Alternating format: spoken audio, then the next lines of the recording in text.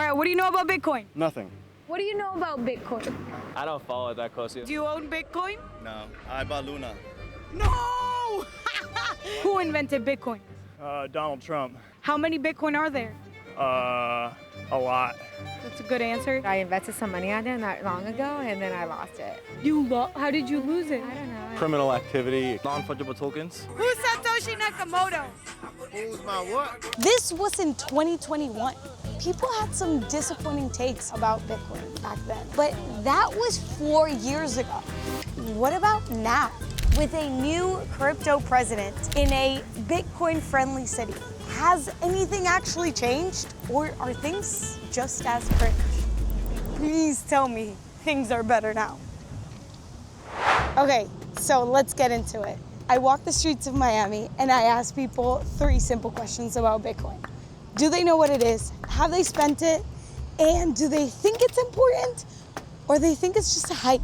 But before we get into that, I'm gonna tell you why their answer matters more now, way more than it used to back then. From 2020 to 2024, the US government had an anti-crypto stance. I'm talking regulation was murky, crackdowns were common, and bank access was limited. There were people that had their house raided by the FBI because they started a Bitcoin company.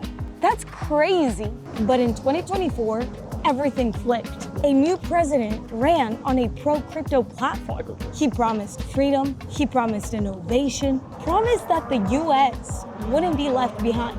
Will ensure that the future of Bitcoin will be made in America. We're gonna keep it right here. Okay, so if we've got the politics, the policy, and people still don't get it, can Bitcoin actually succeed?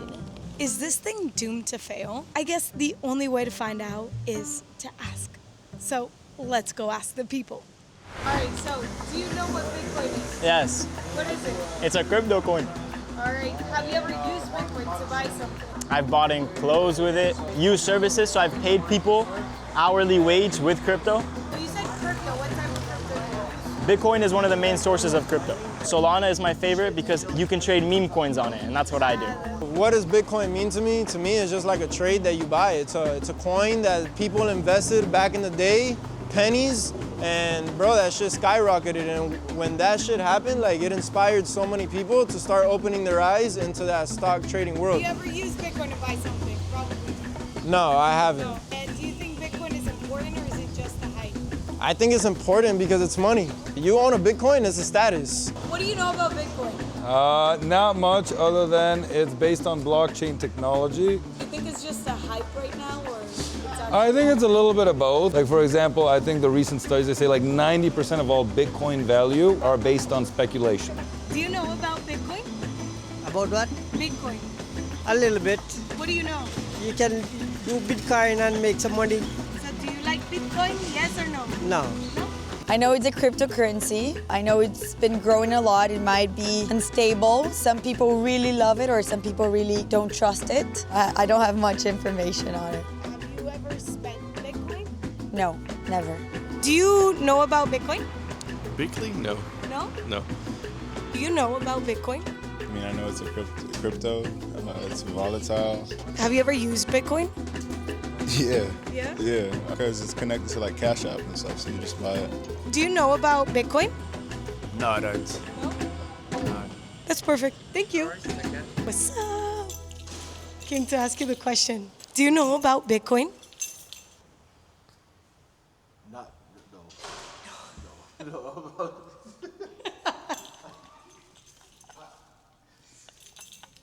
I think it's good. I think it's pretty good. Here's the problem. You can change the president.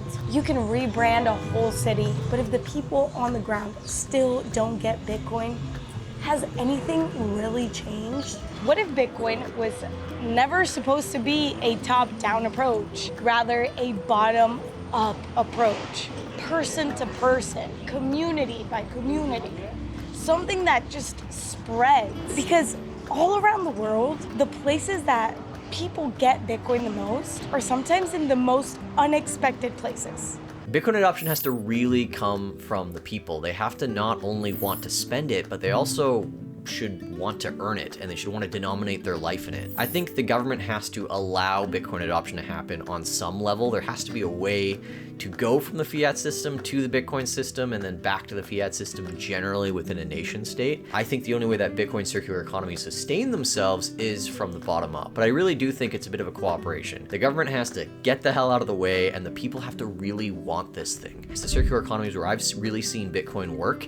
You don't see what the fiat amount is in their wallet. You only see the number of sats in their wallet. Even the Bitcoiners on Bitcoin Twitter and the people talking about how it's going to go to $1 million, they don't see all of the tools that exist for Bitcoin adoption right now. I think every day there are fewer and fewer and fewer barriers from a grassroots perspective to go onto a Bitcoin standard. Those are going to be the messengers to really spread it on the grassroots. And I see that happening everywhere with these circular economies. The thing is, Bitcoin was never meant to be a top-down approach. It's peer-to-peer. It spreads from the bottom, person to person, community to community. That's why we do what we do at BTC ISDA. That's why education matters. Look, I'm not saying that the government doesn't matter, but if we're waiting for them to lead, we're going to be waiting for forever. So yeah, Bitcoin might be trending here in the US, but that doesn't mean the work is over. It only means the work is just beginning. Because if people don't understand it, that means the revolution is over before it starts. And there's still a lot of work to do.